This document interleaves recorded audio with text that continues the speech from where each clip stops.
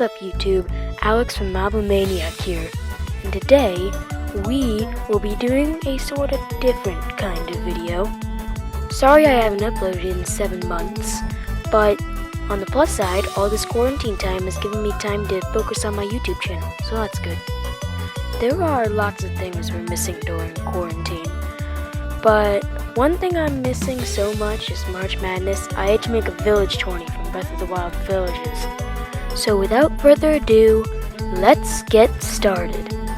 So this is our bracket. As you can see, it has all of the villages on it, and we will be using it for this tournament. So how it will work is we will assign a round, and we will give points to each villages based on how it matches the round. The village with the most points in its game wins. Alright, let's move on to our first round. Our first match is Tarrytown versus Zora's Domain. Let's talk about Zora's Domain first. Zora's Domain is a village in the Lanayru region where the Zora race lives. If you follow the main path in, you'll meet the Zora Prince, Sidon, and he'll just keep telling you to following the main path, but you can't climb cliffs because it's raining. Zora's Domain is also a Divine Beast village. It is home to Divine Beast Gerudo, the elephant, and it is the one you will most likely do first.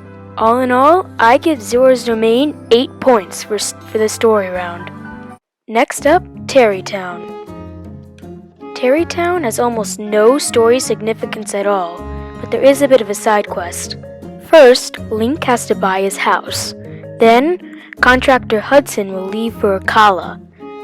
Then you'll have to make your way to this island on Lake Akala, and you'll find Hudson again. You'll have to recruit villagers from all over the map. The finished product is a great village, and it is personally my favorite. But because of its lack for story importance, it only gets 4 points. Zora's Domain beat Tarrytown 8-4, so it moves on to the next round. And speaking of the next round, our next round is a Taino village versus Zora's Domain.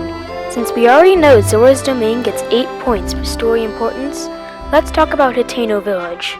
Taino village is one of the villages the player visits the earliest. It is also home to a Taino Ancient Tech Lab, where Link gets his camera room and can upgrade his bomb and stasis runes.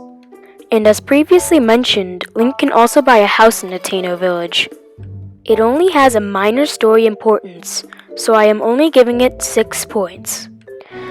Zora's Domain beat Taino village 6-8, so Zora's Domain moves on again.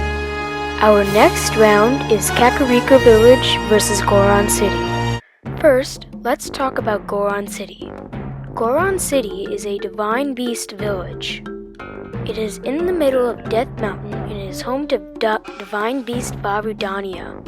It is sorta hard to get to because if Link doesn't have the right materials, he will catch on fire. For these reasons, I give Goron City a 7 out of 10. Now let's move on to Kakariko village. Kakariko village is home to the Sheikah. Their inventions go back to ancient times. Impa, the village elder, gives Link information about the 4 divine beasts and Master Sword and the memories. There is also the Stolen Heirloom Shrine quest, one of my favorites. For these reasons, Kakariko village gets a whopping 9 points. Kakariko village moved on to the next round because they beat Goron City 9-7. Our next match is Corrick Forest versus Lorelin village. Corrick Forest is in the middle of the Great Hyrule Forest. It is probably the hardest to get to. Link must first navigate through the Lost Woods. It is easy to get lost, therefore the name. If you go the wrong way, you are teleported back to the beginning. But the player is awarded dearly with the Master Sword, or sword that seals the darkness, which is mentioned throughout the game. All in all, I give Corrick Forest 8 points out of 10. Now, let's move on to Lorelin Village. Lorelin Village is a small fishing village in the Faron region, and there really isn't much to talk about with Lorelin Village. That's because Lorelin Village has almost 0 story importance. The only real story importance is the Ya-Rin Shrine, the only shrine in the village. For these reasons, Lorland Village only gets 2 points. Corrick Forest beat Lorland Village 8-2, so it moves on to the next round. Our next match is Gerudo Town versus Rito Village. Gerudo Town is a women-only town, and it is really hard for Link to get in. There's even a whole side quest on how to get in, called Forbidden City Entry, in which you have to buy women's clothes from a woman on top of the Kakariko Bazaar. This is also yet another Divine Beast village, home to Divine Beast Vanaboris, or the Camel. All things considered, I give Gerudo Town 8 points for this story importance round. Next up, Rito Village. Rito Village is in the Tabantha Tower region, and is also a Divine Beast village. It is home to Divine Beast Va Meadow, the Eagle.